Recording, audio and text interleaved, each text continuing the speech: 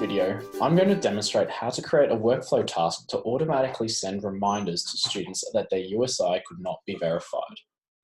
First, we need to create our report.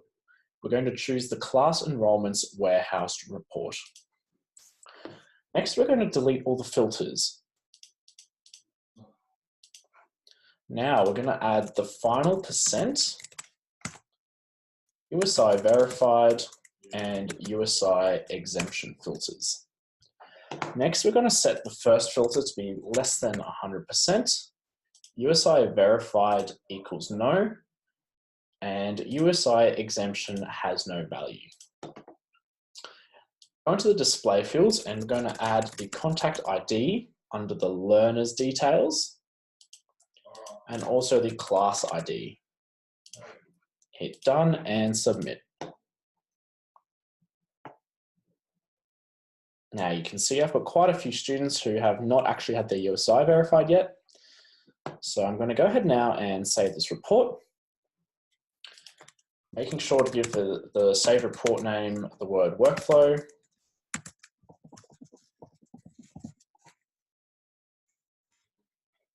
And ensuring to share the report internally.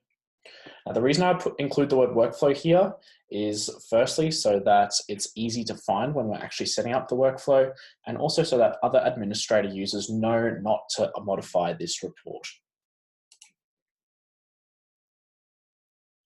Next, I'm going to show you how to insert a template field we'll be using, which is key to making this workflow work. Navigate to the courses and templates, and select your USI communication template. Now we want to navigate to the second accordion of the template fields and choose the trainee USI URL field. Make sure to copy it and then move back up to the main body of the template. I'm going to select these two words here and then click on this little magnet link icon and paste in the template field I've just copied. Finally, let's move to the workflow section. Create a new automated task and give it a name.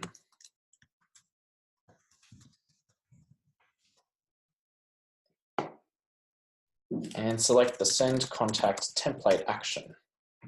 Moving down to the bottom, change the trigger type to be report row event and select the report we have just set up. Now, moving back up, we want to double check that the recipient field has been updated to say contact ID. I'm going to select the template I've just set up. And I'm actually going to change the default sender to aXcelerate communication, which is a generic user account I've got set up.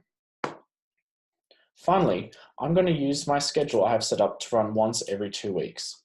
Some things to keep in mind when choosing your schedule are the number of emails students will receive and how often you verify your USIs. Students will receive one email every time the workflow event triggers, in my case, every 2 weeks. Another thing to note is that even if a student has correctly updated their information, if their USI has not been verified by an administrative user, this workflow will still detect them and also send them an email.